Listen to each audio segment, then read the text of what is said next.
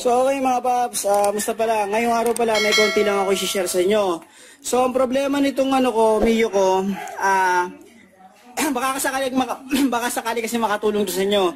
Kapag inon ko yan, tapos pinander ko yung scooter, automatic nag-on yung yung high beam niya. Automatic nag-on yung high beam niya.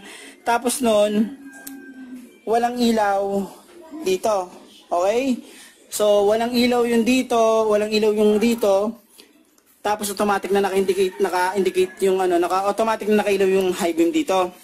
Ngayon na ginawa ko, ito, kinabit ko na kasi. Yung switch niya rito, binaklas ko. Tapos noon, ginawa ko, nilinisan ko. Okay? Gumamit na lang ako ng alcohol, panlinis ng contact. Saka chinek ko yung pinaka-contact niya. Baka mamaya kasi, may putol na wire o pangit yung pagkakahinang.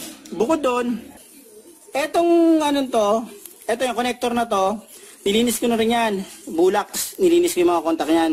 Kasi ito yung yung sa connection ng high beam at saka low beam. Etong dalawang wire na to yan, yung green at saka yellow.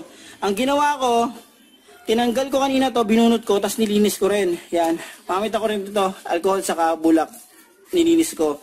Tapos ang ginawa ko, kinabit kong maigi. Pinasok kong maigi. Okay? So, yun lang mga paps. Additional tip lang to. Kung sakali magkaroon kayo ng problema sa mga scooter nyo na tinotopak yung mga switch, bago kayo magpalit ng switch, linisin nyo muna yung mga contact nya, yung mga connectors, yung mga wires, i-check nyo.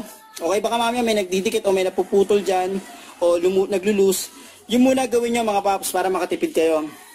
Okay? So, hanggang dito lang itong video na to mga paps. Maraming salamat sa inyo.